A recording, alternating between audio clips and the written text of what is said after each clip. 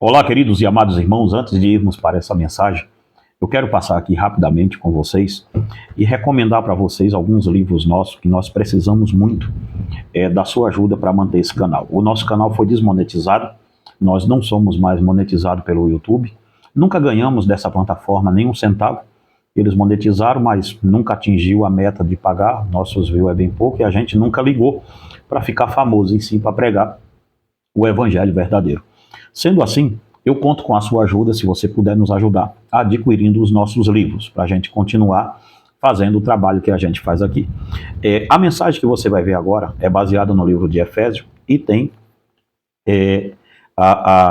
você pode se aprofundar mais nela lendo esses livros aqui.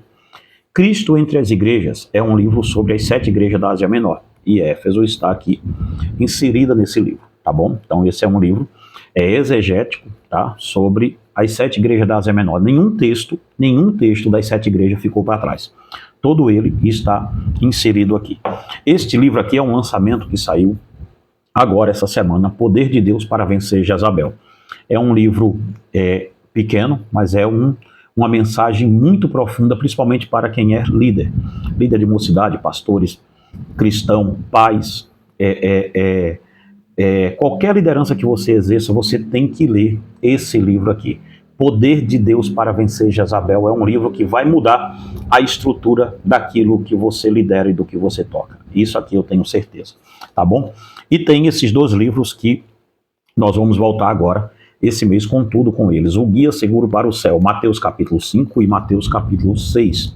O 7 nós estamos preparando. Então é um livro sobre o Sermão da Montanha. Esse livro, irmãos, ele tem o poder de mudar vidas, ele está mudando.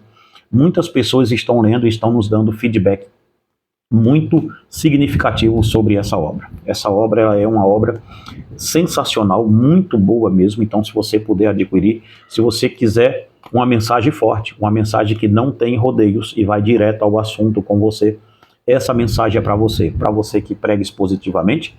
Esse é um sermão, é um livro expositivo. É um livro excêntrico, nenhum texto do Sermão do Monte está ficando para trás, todo ele está sendo colocado texto a texto, tá bom? Então, é um livro muito bacana, ele vai em 2 assim para você, tá? E tem também, para a gente acabar, o relançamento, é o livro da Débora, agora em nova capa, em novo nome. Antigamente era Satanismo Global, agora Paganismo Global. O Ocultismo como a Nova Religião Global, de Débora Nascimento. Tá um livro fantástico, você que já tem, fala aqui embaixo o que você achou desse livro, tá? É um livro muito bom, um livro que ela trata aqui sobre a dinâmica do paganismo, como ele veio se alastrando dentro das filosofias. A Débora que também formou em filosofia e vai mestrando em teologia. Então, se você puder adquirir, faça esse favor. Se você tem filho, se você está na faculdade, se você está na escola pública, se você é professor, esse livro vai atingir toda a classe, tá? Paganismo Global, o Ocultismo como a Nova Religião Global. Vai te ajudar demais. Queridos, o telefone está aqui, passando aqui em como adquirir nossos livros, e também no vídeo que você vai ver, vai ficar passando algumas capas de livros nossas aqui do lado assim. Você pode nos chamar aqui nesse WhatsApp e adquirir diretamente conosco. Que Deus te abençoe e te guarde. Agora vamos para o vídeo em nome de Jesus. Salmos, capítulo 40. Salmos, capítulo 40. O versículo 6.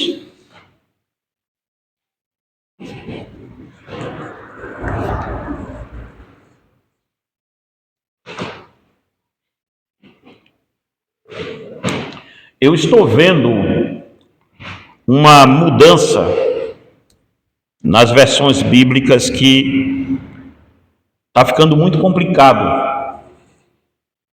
Quem tiver suas Bíblias antigas aí, de 1900 e amarrei cachorro com linguiça, guardem elas. Porque sutilmente estão mudando os textos da Bíblia sem que a gente nem note, sem que a gente perceba. Percebe esse texto que a gente vai ler? Eu sempre li nas aras, nas versões Almeida atualizada, mais antiga, de um jeito, e aqui está de outro, nessa mais recente que eu tenho. Olha só Se alguém tem alguma versão diferente da minha, eu vou querer que você compare. Eu sei que tem um cara aqui que sempre vem com a NVI. Ele tá com ela hoje? Tá, não tá aí? Contrassenso, o bicho é persistente. Contrassenso, mas ele tá com a NVI dele aqui sempre. E hoje ele vai salvar a turma. Eu acho que vai, vamos ver se vai. Alguém tem uma versão corrigida aqui? Mateus, essa versão sua é qual? É corrigida, não é? Vamos ler, eu vou ler aí, vocês veem, Almeida atualizada, corrigida, vê qual é que é a de vocês aí. O Maurício, eu sei que a dele é atualizada igual a minha, a do Elmo, eu não sei qual é que é, mas vamos ver o texto, vocês vão ver como muda, vê só. A minha é versão revista e corrigida. Corrigida, tá, eu vou querer na corrigida e na NVI e na minha, porque eu não trouxe a mais antiga que eu fiz, olha só como é isso. Eu escrevi um livro, meu primeiro livretinho nessa cidade que abalou muita igreja, chamava-se Um Escravo de Orelha Furada. Foi nesse versículo que eu baseei e é onde eu vou basear a mensagem de hoje. Entretanto, olha como está esse texto, ó. Vê se eu disser assim, o livro Escravo de Orelha Furada e colocar isso daqui, vê se vai fazer conexão com o que eu estou falando, ó. Sacrifícios e ofertas não quiseste. Salmo 40, versículo 6. Sacrifícios e ofertas não quisestes. Abriste os meus ouvidos. Holocaustos e ofertas pelo pecado não queres. Como que está na versão corrigida, Grazi? Vê. Sacrifício e oferta não quiseste. As minhas orelhas furaste. Holocausto e expiação pelo pecado não reclamaste. Vê só, olha que diferença deu aqui no texto. Na NVI está assim, tá? Também como é que está na NVI? Vamos ver. Sacrifício e oferta não pediste. Abriste os meus ouvidos, holocaustos e ofertas pelo pecado e mais exigiste. E a sua, Mateus, como está? Sacrifício e oferta não desejas. Abriste meus ouvidos, holocausto e oferta, expiação do pecado não reclamaste. Se você ler abrisse meus ouvidos, você pensaria o quê? Nesse texto? Que tem a ver com escutar, não é? Fizeste-me escutar, é isso, mas o texto não está dizendo isso. O texto da corrigida é mais fiel a isso. Porque é justamente o que o texto diz. Na sua está abrir os ouvidos ou furasse os orelhão? Abriste os ouvidos, está vendo? Consensual abriste os meus ouvidos. Só que nas versões mais antigas, mesmo na ARA, não era assim. Não era assim. Por isso que se chama atualizada, porque ela vai atualizando. Mas o fato, irmãos, de se atualizar não quer dizer que muda o sentido do texto. E eu vou deixar essa reclamação aqui antes de pregar. Tome cuidado, porque veja como estão sendo mudados os sentidos das coisas. Mas o texto que eu quero é justamente o da corrigida, que diz: sacrifício e oferta não quiseste, as minhas orelhas furastes. É isso que o texto está dizendo. Por que isso? Porque esse texto de Salmo 40, ele remete, e é aqui que as novas versões querem fazer um aparato para tirar a força do texto, para mostrar como se o texto não estivesse dizendo o que ele está dizendo. Perceba, sacrifício e oferta não quiseste, mas as minhas orelhas furaste. Isto está em conexão direta com o texto de Êxodo, que diz que quando um escravo, olhe bem como é que esse texto do salmista está sendo colocado. Um homem tinha um escravo, e quando alguém contraía uma dívida alta contra uma pessoa, a escravidão no tempo do Oriente Médio era assim, não era como se fosse a escravidão no sentido de que a pessoa, no sentido de escravidão que a gente conhece, de tirar as pessoas da África, transportá-la para a América e escravizá-las aqui como se fossem animais. Não era esse sentido, em síntese, de escravidão na Escritura. O sentido de escravidão na Bíblia é bem colocado, porque a palavra escravo na Bíblia, ela tem uma conotação de servo. Está dando para você entender? Servo. Servo é diferente de ser um escravo no sentido histórico do que nós conhecemos. Mas entenda bem, quando uma pessoa contrair uma dívida, uma ideia assim, eu tenho uma dívida com o Elmo e não posso pagar, e o Elmo é um fazendeiro, então, por lei, eu teria que fazer as contas junto com o Elmo de quantos anos de trabalho eu devia a ele nesse dinheiro, se for um dinheiro grande, e eu ia para a fazenda dele com a minha família, me mudava para lá e eu ia ser o servo dele, o escravo dele, até eu pagar essa dívida.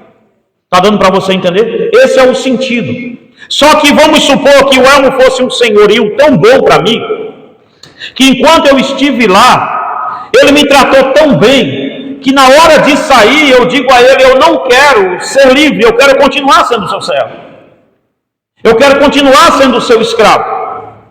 E aí, uma vez que a ideia de ser escravo eu tinha cumprido com ele, ele não podia mais ficar comigo lá. Ele me levaria para o juiz da cidade e o juiz iria pegar uma sovela, colocar minha orelha no umbral da porta e bater com uma sovela na orelha e furá-la. Por isso a conotação escravo de orelha furada. Porque quando ele passasse na rua, todos iriam saber que ele não era um escravo marcado. Ele era um escravo de orelha furada. Então ele era um escravo que resolveu ficar. E a glória daquela orelha furada não queria dizer que o escravo era bom. Estava dizendo que o senhor do escravo é bom. Que é tão bom que ele quis ficar ali. Ele quis passar o resto da sua vida servindo aquele senhor.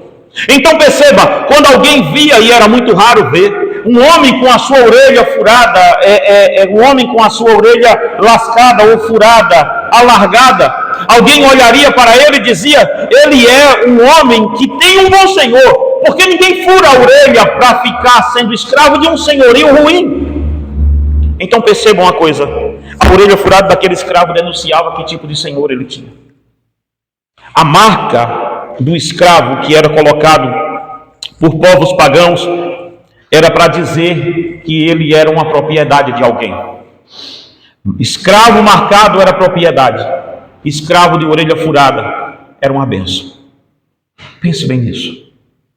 Você já pensou um homem passando no meio da rua com numa feira de escravo e os escravos atormentados, os escravos servindo aos seus senhores por obrigação, e lá vem um escravo de orelha furada? Já pensou isso? Andando no meio daqueles outros escravos, e os escravos dizendo, o que esse homem viu no senhor dele para andar de orelha furada aqui? Qual é a vantagem de ser escravo? A vantagem de ser escravo era que o senhor dele era bom. Era tão bom que ele confiou a sua liberdade que ele poderia ter. Ele confiou tudo, a sua família, a sua liberdade e tudo que ele tinha, aquele senhor. Isso é glorioso, irmãos, porque quando alguém olhava para aquele escravo, dizia, que senhor é esse que ele tem? Para ele dar a sua liberdade. Porque ele também não era mais livre, você sabia disso? Depois que ele fosse da orelha furada, ele serviria aquele senhor até morrer. Ou até o senhor morrer. Ele tinha um pacto ali de morte que se fazia. Ele não podia chegar para o juiz e dizer, agora fecha minha orelha de volta. Não era assim que funcionava.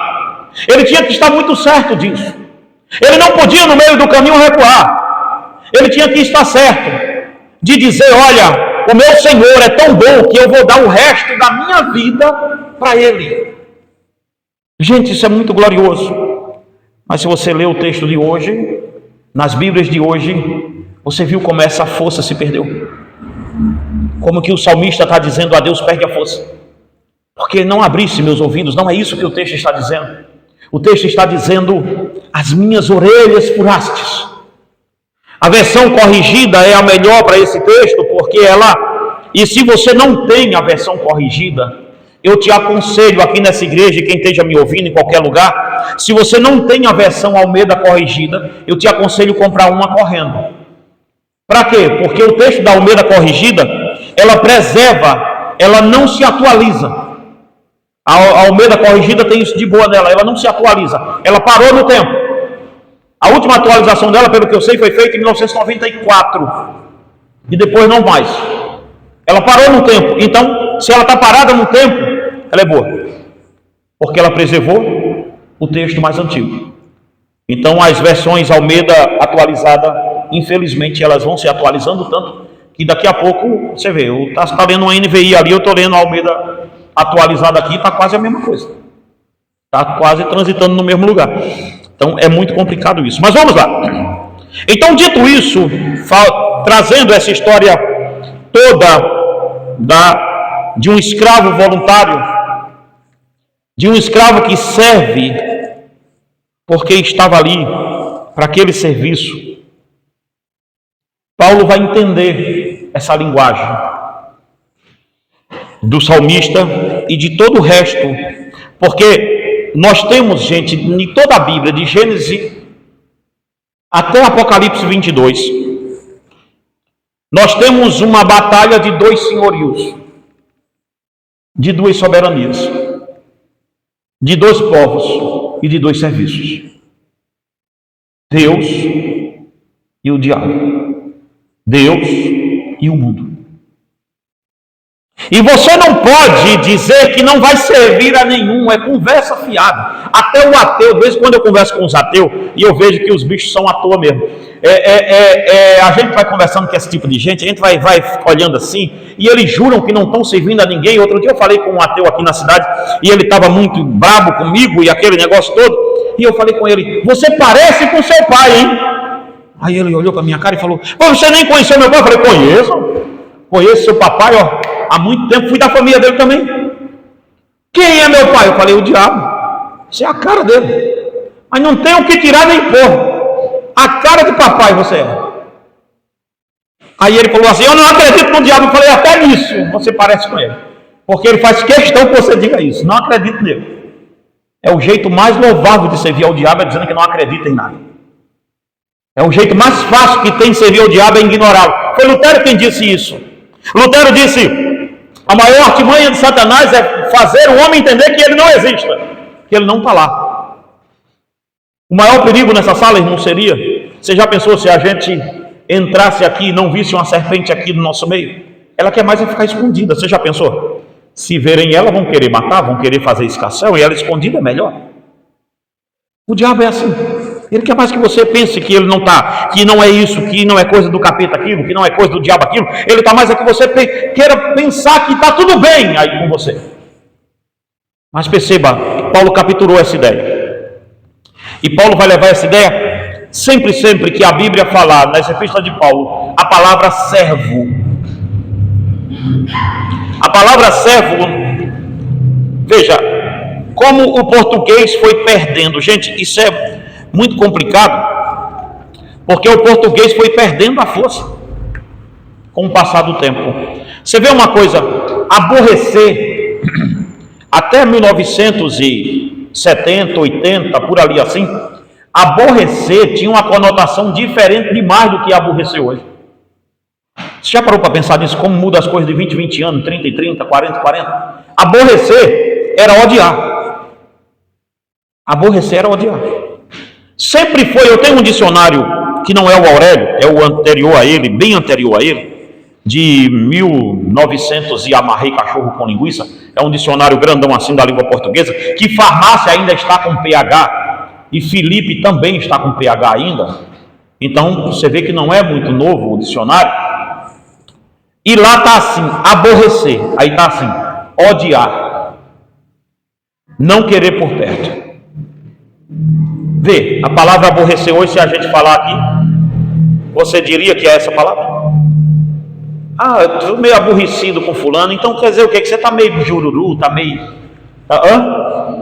Meio triste, é? Estou meio triste e tal, estou meio aborrecido. Veja como muda a palavra. Mas na conotação bíblica, a palavra aborrecer quer dizer odiar. Está dando para você entender isso aqui? A palavra servo, se a gente perguntar o que é um servo hoje, você vai pensar: um servo é um empregado, alguém que trabalha por dinheiro, não é? Não, esse de fato é um funcionário, não um servo. Um servo é um escravo. Então veja, sempre que Paulo vai citar servo, a palavra é escravo. Servo tem a ver com ter um senhor sobre ele. Um funcionário, alguém que trabalha para você por dinheiro, ele pode não querer o seu jugo mais e se demitir e ir embora. Ou não? Você mesmo pode, quer saber de uma coisa? Esse meu patrão é chato para danar, vou picar o pé nesse negócio aqui, vou ir embora. Eu já vi isso acontecer quando eu era gerente de empresa. Ah, não gosto desse gerente não, vou pedir para trocar de setor. Ou seja, eu não tinha um domínio sobre aquele funcionário. E nem era para ter, porque ele pode ir embora. Já um servo, um serviçal, um escravo, não. Ele não pode querer ir embora, porque não está na alçada dele isso. Ele não tem um domínio sobre isso. Então, Paulo vai tratar disso em Gálatas capítulo 5, versículo 17. Veja bem, não parece, mas é a mesma coisa que Paulo está tratando aqui. Gálatas capítulo 5, versículo 17. Eu só não sei por que é que da minha Bíblia está aberta em 2 Coríntios capítulo 5. Mas é Gálatas que eu quero ler. Eu abri em Coríntios, você acredita? E marquei o versículo 17, que tem até a ver com o que eu quero falar, mas não é isso. Okay? Olha o versículo que eu marquei, vou ler para vocês, tem nada a ver. Ó. E assim, se alguém está em Cristo, nova criatura é, e as coisas velhas se passaram. Tem nada a ver com isso. É Gálatas, o que eu quero é Gálatas, vamos lá. Gálatas 5, 17. Veja o que Paulo vai tratar aqui. Porque a carne milita contra o espírito, e o espírito contra a carne, porque são opostos entre si, para que não façais o que porventura seja do vosso querer. O que Paulo está colocando aqui em Gálatas 5,17 é que você não está sob nenhuma circunstância livre. Você não faz o que você de fato quer. A liberdade é ilusória. Ah, pastor, mas eu sou livre para fazer o que eu quero. Não é. Você faz o que você faz porque você é um escravo. E uma notícia muito boa para dar a você nessa manhã é que nós somos escravos ou de um lado ou do outro, mas somos. E é aqui, gente, que entra o nosso sermão. Ou você é um escravo marcado, ou você é um escravo de orelha furada. Ser marcado e ter a orelha furada não combina, não dá certo, não vai. Ou você é um, ou você é outro. Mas saiba de uma coisa: sem orelha furada ou sem marca, você não fica. Essa é a trajetória bíblica. O escravo é alguém, veja só uma coisa sobre escravos, ou do pecado ou de Cristo aqui que a gente está falando. Primeiro, o escravo não escolhe ser escravo. Ele é alguém que é comprado no mercado de escravo. Logo, algum senhor o comprará. E dependendo de quem o comprar, ele terá sérios problemas. Esse escravo terá sérios problemas para resolver. Veja bem, um escravo é alguém que tem o seu caráter amoldado ao caráter do seu senhor. Vocês sabiam disso? No mundo antigo, nós conhecíamos quem era o senhor do cara pela fala do escravo dele. Porque o escravo era amoldado na escola do seu senhor. Um escravo é alguém que tem o seu caráter amoldado do seu senhor. É o seu senhor quem decide o que ele come, o que ele veste, que horas dorme, aonde trabalha e com quem ele deve se casar. Tudo isso é feito mediante a vontade do seu mestre, do seu dono, do seu senhor. Perceba bem uma coisa: um escravo não vestia o que ele queria, ele comia o que o seu senhor providenciava para ele comer, ele vestia o que o seu senhor quisesse que ele vestisse, e ele dormia a hora que o seu senhor quisesse que ele dormisse. Até para se casar, ele se casava somente com quem o senhor dissesse que ele deveria casar. Isso tanto de um lado quanto de um outro.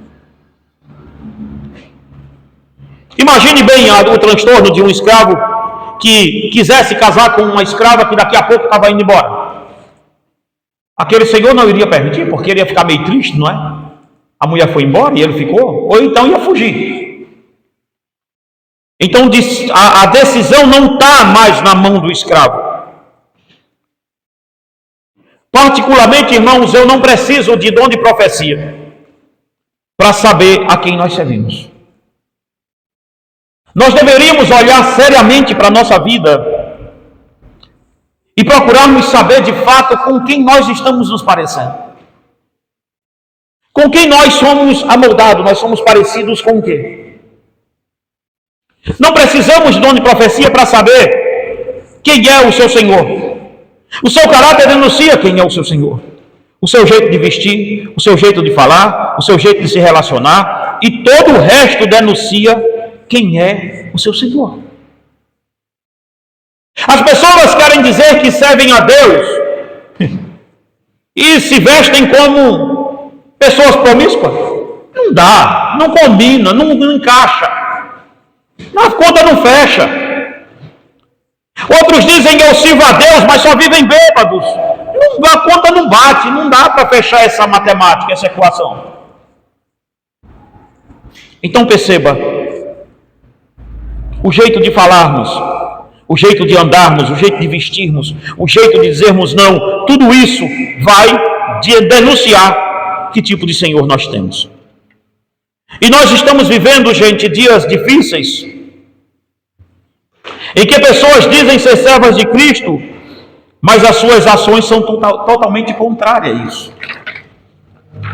Vemos pessoas dizendo, eu sirvo a Deus, eu tenho Jesus, eu vou no culto. Mas as ações dessas pessoas são totalmente opostas àquilo que eles dizem ser. Ser escravo não é uma questão de escolha, é uma questão de imposição. E veja o que nos é dito em Romanos capítulo 6. Romanos capítulo 6. Vamos ver o que o apóstolo Paulo fala conosco. Romanos 6, versículo 16. Esse texto, ele é muito revelador, porque a palavra servo que aparece aqui, ela no original está como escravo. 6:16 de Romanos diz assim: não sabeis que aquele a quem vos ofereceste como servo para a obediência, veja que tem a ver com alguém que domina você, aquele sobre qual vos ofereceste como servo para a obediência, desse mesmo a quem obedeceis, sois servos, seja do pecado para a morte, ou da obediência para a vida. A sua já fala escravo, não é bom? Essa daí manteve melhor. Lê ela aí, Cássio, como é que está? 16, isso. Não sabe que quando vocês se oferecem a alguém para lhe obedecer como escravos, tornam-se escravos daquele a quem obedece. Escravos do pecado que leva à morte, ou da obediência que leva à justiça? Pense bem. Então perceba, escravo. Ou você é escravo de um, ou é do outro. Dos dois é impossível ser, porque Jesus, veja, essa ideia, irmãos, de servir como escravo a Cristo, ou ao mundo, ou ao diabo, ela está impregnada na Bíblia toda. O próprio Cristo disse assim: ninguém pode servir a dois senhores.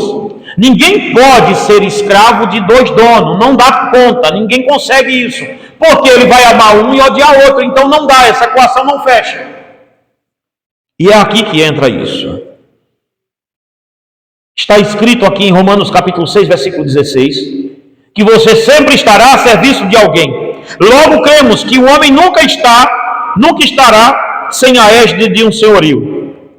O apóstolo diz que o seu caráter denuncia a quem você está submetido. Aquele a quem você se oferece é justamente aquele que domina você. É isso que Paulo está dizendo.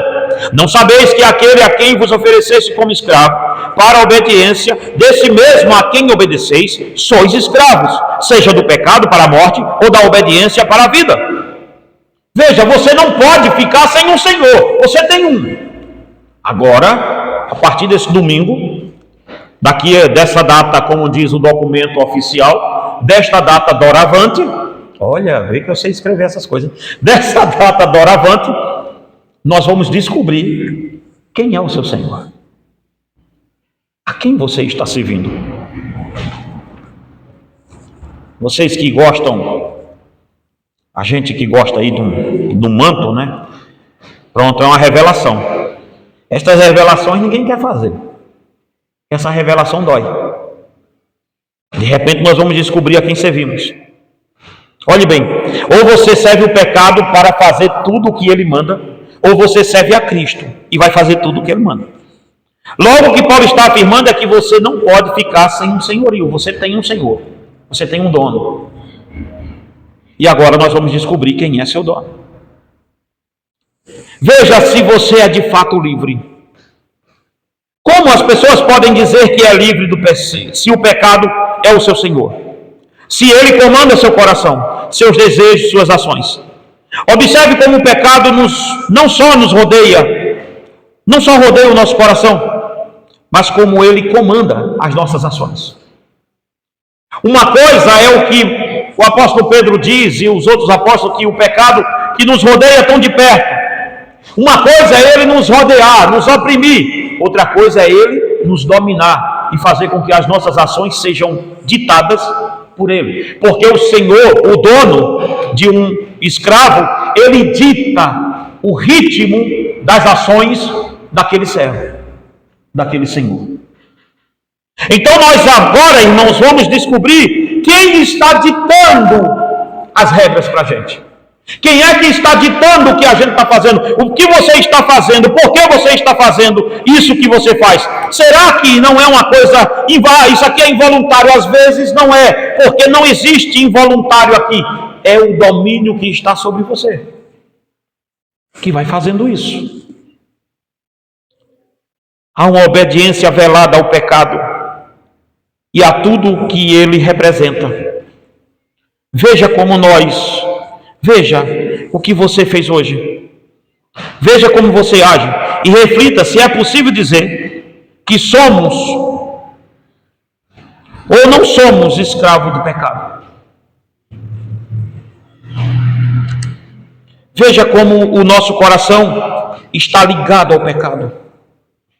Vamos ver isso aqui. As pessoas pecam e logo depois elas juram que nunca mais fará aquilo. Já viram isso? Já passou isso com você? Mas como um serviçal obediente, logo estará fazendo tudo outra vez. Sabe aquele voto de fim de ano, principalmente os gordinhos igual eu, que faz? Vou entrar o janeiro com o pé direito. Vou entrar o janeiro emagrecendo. Diz ele com um prato de farofa e de arroz e 2 coxas de frango ou de peru dentro de um prato. É um mau sinal, não é? Fazer uma campanha dessa numa ceia de Natal. Quando tem a cantata aqui, de vez em quando eu escuto aqui alguns. Agora já não tem mais tanto gordinho nessa igreja, mas antigamente tinha mais. Então, agora está todo mundo mais ou menos igual eu. Então todo mundo dizia: o ano que vem eu vou entrar o ano já parando com açúcar, parando com tudo. Diz isso a pessoa com um prato de farofa e um pote de Coca-Cola desse tamanho do lado. Não vai, gente, não fecha a conta. Já viram isso? A gente luta, se deprime, tenta de todas as formas não fazer mais aquilo, porque a resolução contra o pecado às vezes é sincera em nosso coração. Escute-me. Às vezes, no começo, ela parte a ser sincera. Nós lutamos, dizemos: não, eu não vou mais fazer isso. 3 dias depois, estamos nós lá fazendo a mesma coisa. E aí nós nos deprimimos. E aí vem a resolução mais cruel, porque a depressão vem. E nós fazemos de novo, e refazemos, e refazemos, e refazemos. E por que isso acontece? Isso tem a ver com quem lhe domina. Isto tem a ver com quem é o seu Senhor. As pessoas, quando me procuram, agora que esse ano eu quis desintoxicar um pouco a minha cabeça disso, e não estou atendendo por enquanto, e esse ano eu não sei se eu vou atender mais, ao menos em 2026, as pessoas viciadas em pornografia quando me procuram, que são crentes, e por incrível que pareça, eu só atendo crente, porque eu sou um conselheiro bíblico, eu não tenho um conselho bíblico para dar a quem não vai viver a Bíblia, então não faz sentido isso. E quando eles me procuram, eles dizem: pastor, eu estou nesse pecado, eu estou na igreja desde nascença, e eu estou nesse pecado tem 20 anos. E eu luto contra ele, eu levanto, eu leio livros, eu faço isso, eu faço aquilo. E a resposta que sai da minha boca nunca agrada a eles, porque a resposta é somente uma: você não está nesse pecado sexual porque você não vai ficar livre desse pecado sexual lutando essa luta. Assim não. A primeira coisa é uma questão de domínio. Isso domina a sua vida. E eles dizem: o que o Senhor está dizendo? Que se o pecado domina a minha vida, eu não sou crente? Eu digo: é isso. Nós não podemos servir a dois senhores. Se nós sempre estamos caindo, derrubados na mesma coisa, entra ano e sai ano, o mesmo pecado, isso tem a ver com o caráter do seu dono. Isso tem a ver com quem você se amoldou. Isso tem a ver que você está amoldado, tão amoldado ao dono, que tem muitos que já nem sente mais nenhuma questão de sentimento de culpa mais com isso. Já peca e diz: Deus sabe como é que eu sou assim, se Deus quiser me salvar, Ele me salva. Mas eu acho que eu estou salvo. Eu digo: tá bom, né? Está dizendo. As pessoas, gente, querem viver como o diabo, mas não querem que a gente diga que eles não são crentes. Aí é covardia. Vamos mais adiante. E veja, eu estou ancorado no Salmo 40, versículo 6. Estou ancorado em Gálatas capítulo 5, versículo 17, que Paulo diz que você não faz o que você quer, ou você faz o que a carne quer, ou você faz o que o Espírito quer. Ponto final, não tem como fazer os dois. Complicado, hein? Não tem que estar como está meio frio. Para mim que vou voltar andando para casa, ó, esse meio frio com esse casaquinho meia estação, e se esquenta que é uma maravilha. Mas por quê? Porque a gente está achando que está meio frio. Com o pecado não tem meio pecado. Ou é ou não é. Vamos ver mais.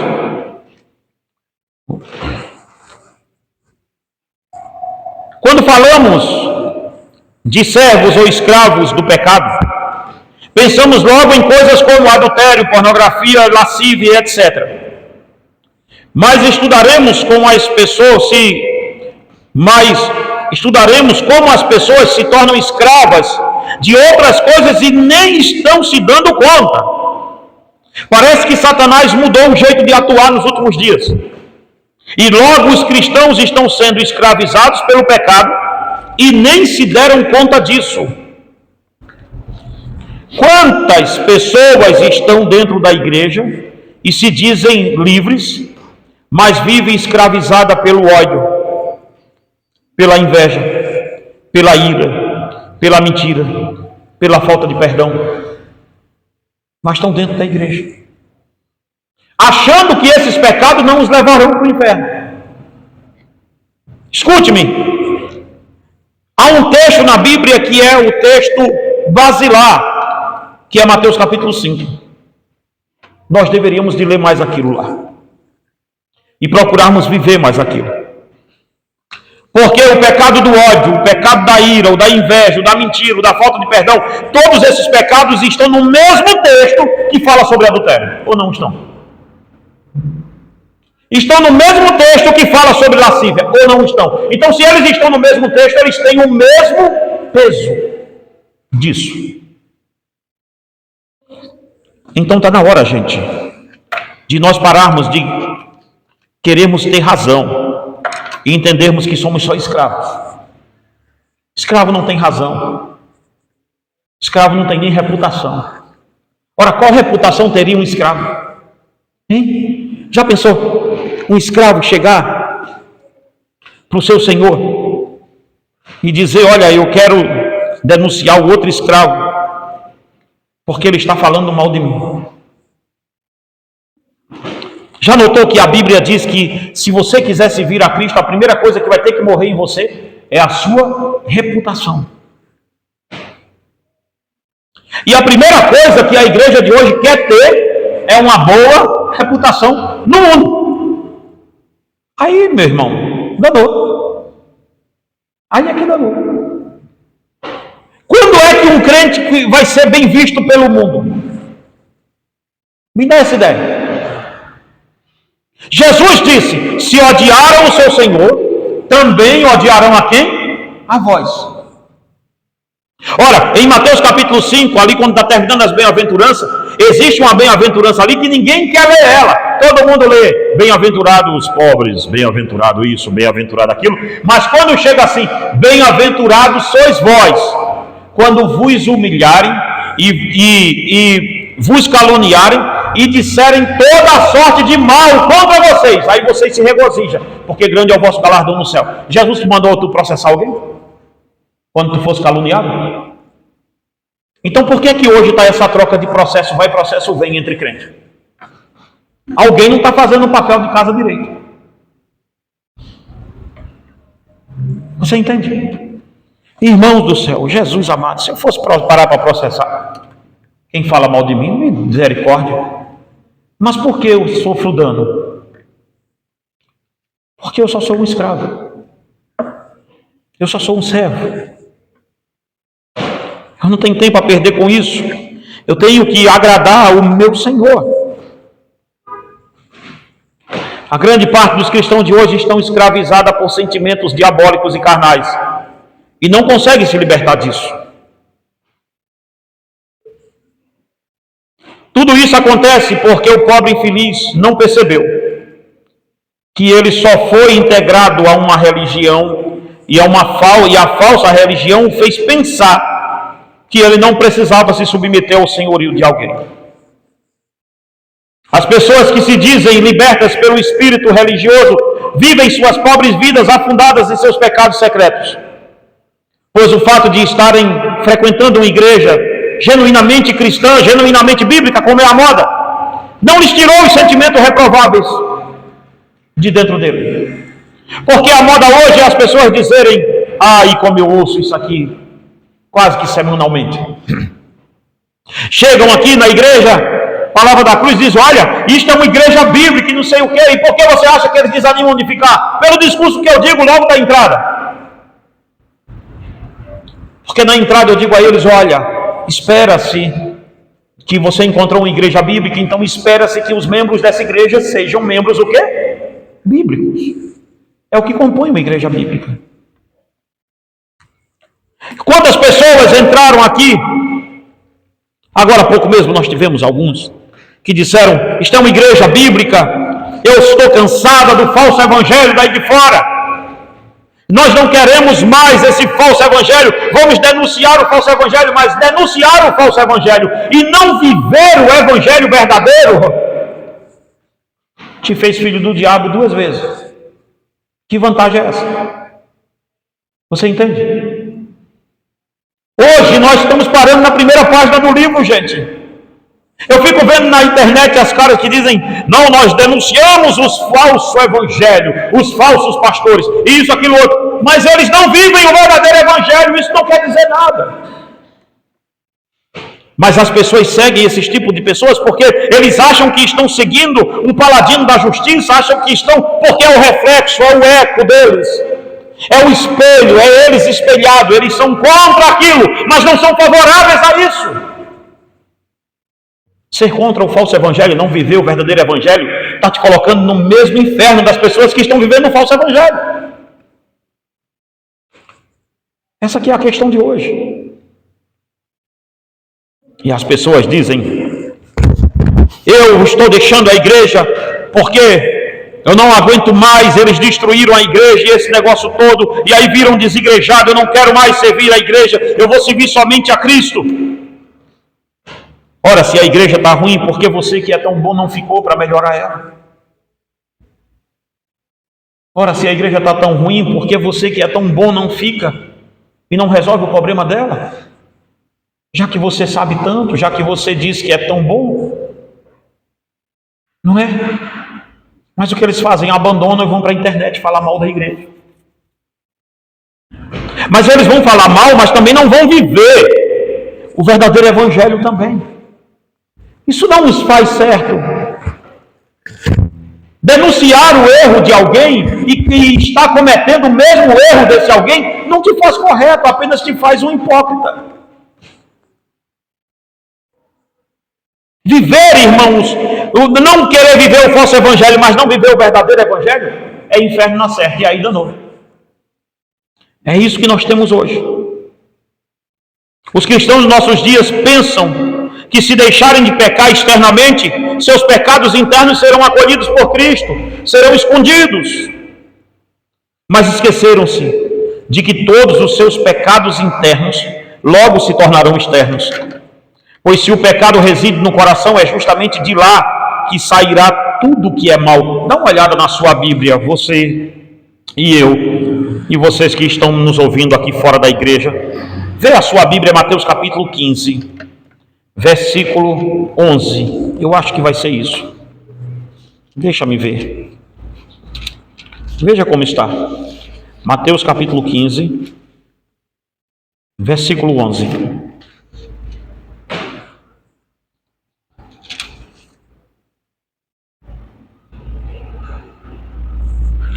Não é o que entra pela boca o que contamina o homem, mas o que sai da boca, isto sim, contamina o homem. Veja bem.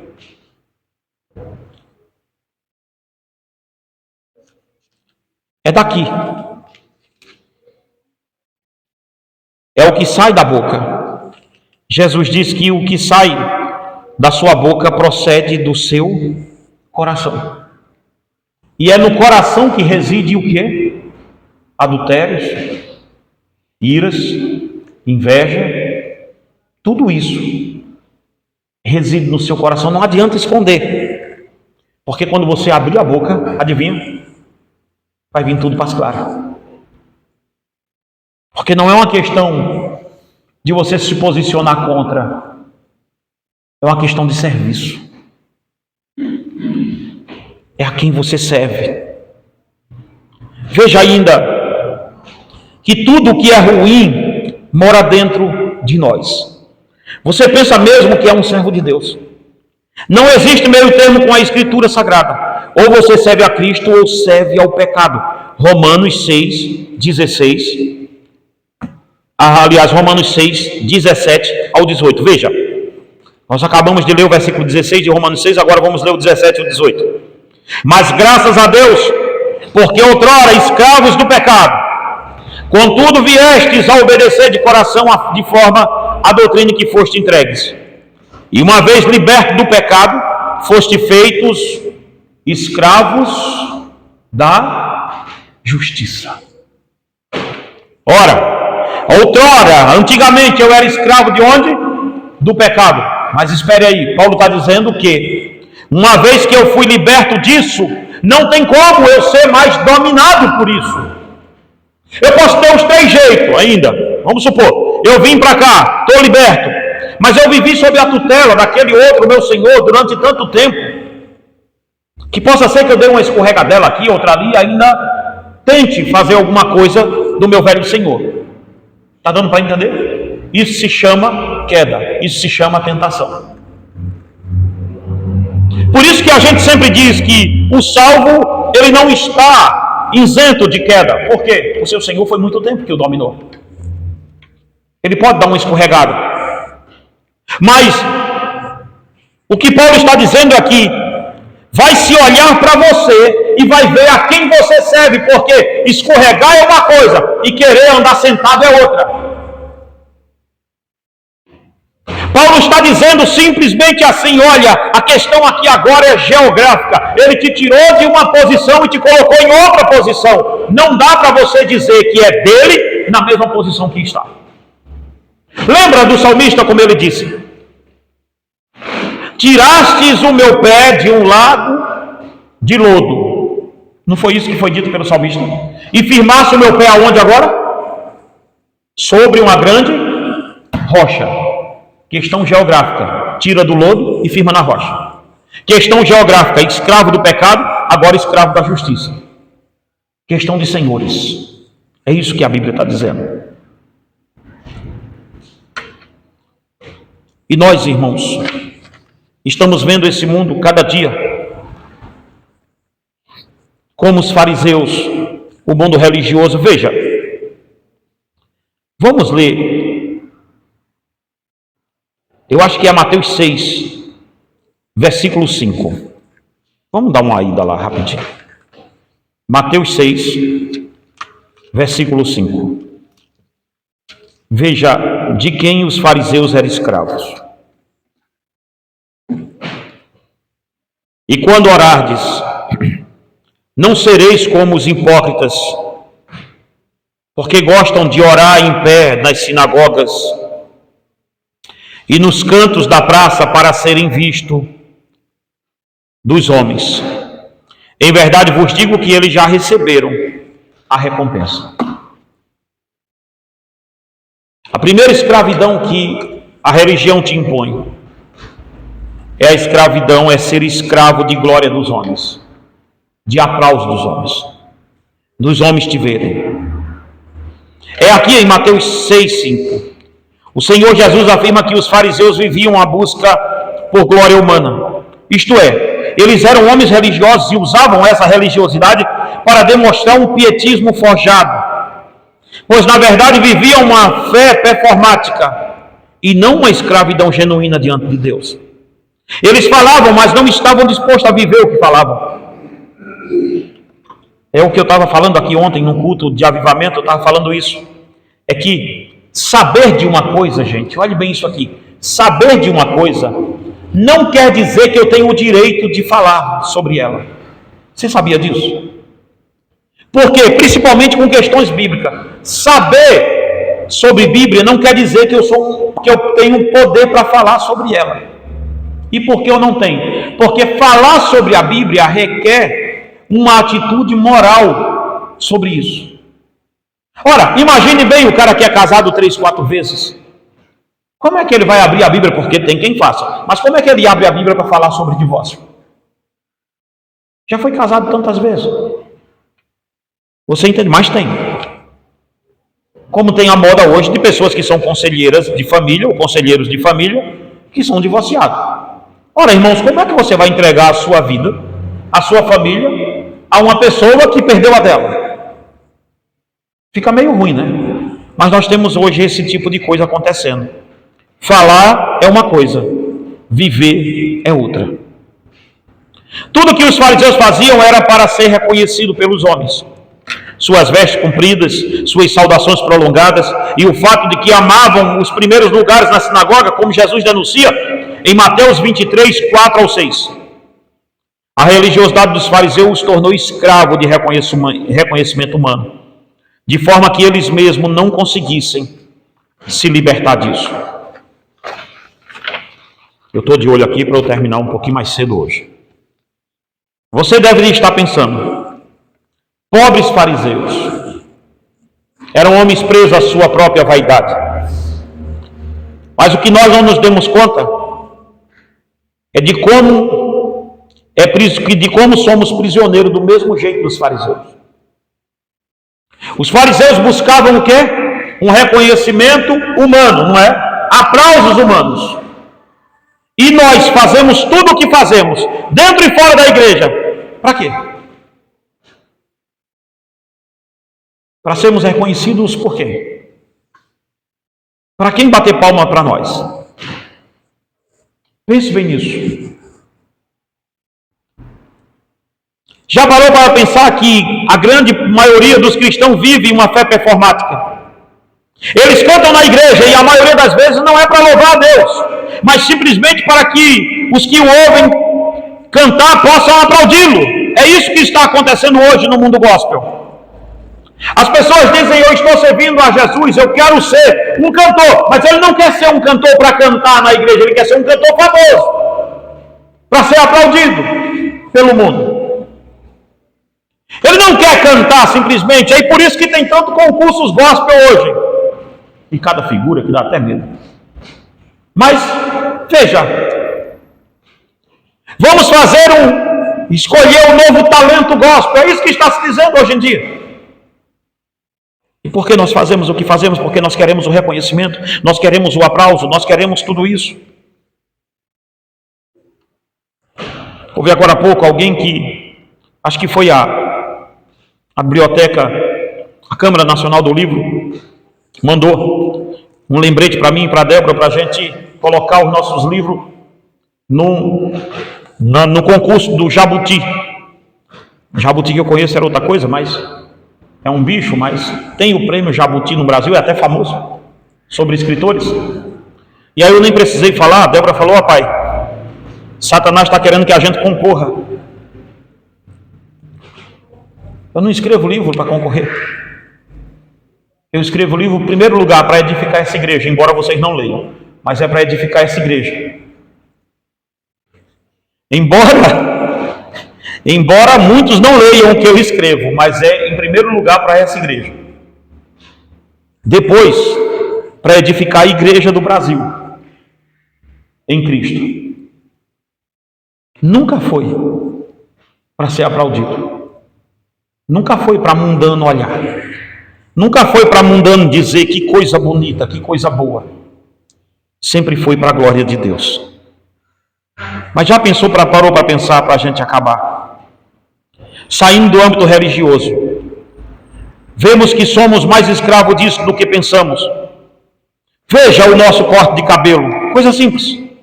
Observe como você o cortou influenciado por alguém. O seu jeito de vestir é, na verdade, uma forma de ser aceito pelo meio que você vive. Logo, você não pode se vestir diferente, pois está buscando a aprovação do seu meio.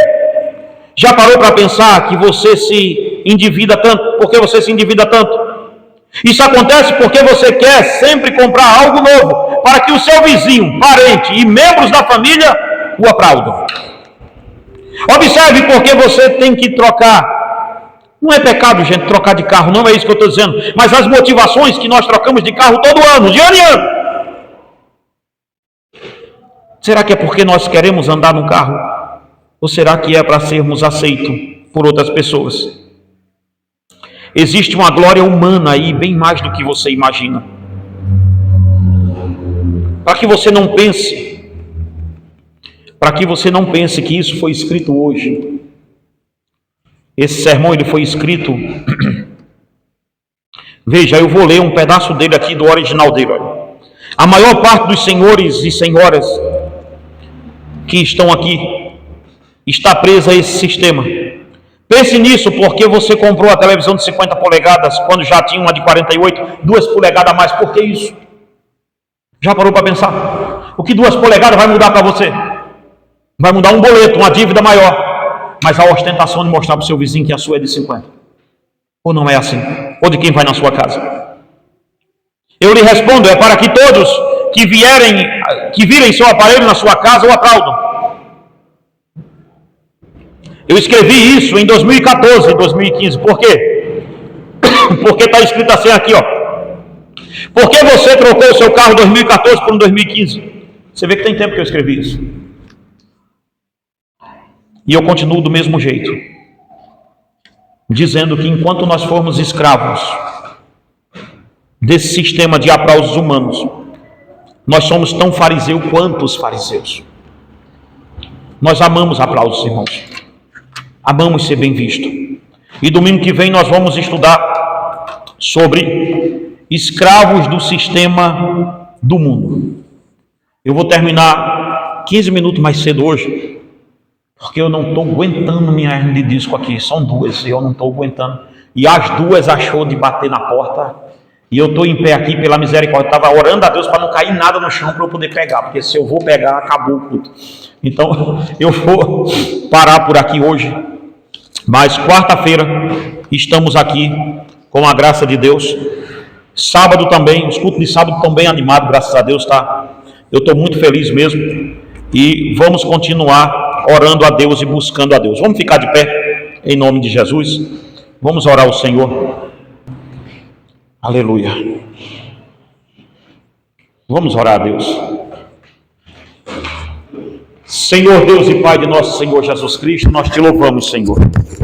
Nós te bendizemos, ó Deus, por tudo que o Senhor tem feito em nossa vida, Pai. Abençoe, Senhor, a cada um dos teus filhos aqui, Pai, nessa manhã. Aqueles que não puderam estar, Senhor. Dê saúde, Pai. Dê saúde, Senhor. Ajude, Pai, a cada um dos teus servos, Pai amado. Seja, Senhor, como aqueles, Pai, que estão, Senhor, de certa forma, afastados, Senhor, e não querem mais vir, Senhor. Que o Senhor toque o coração deles, Pai, e os faça entender, Senhor, que aqui é o melhor lugar para estar em Deus. Senhor da glória, seja conosco, é o que te pedimos, em nome de Jesus. Nos dê, Senhor, uma semana de vitória em Tua presença. Que o amor de Deus, o nosso Pai, e a graça do nosso Senhor e Salvador Jesus Cristo, e as divinas consolações e comunhão do Espírito Santo, estejam com todos aqueles que amam e almejam a vida do Senhor e nos digam amém. Que Deus abençoe.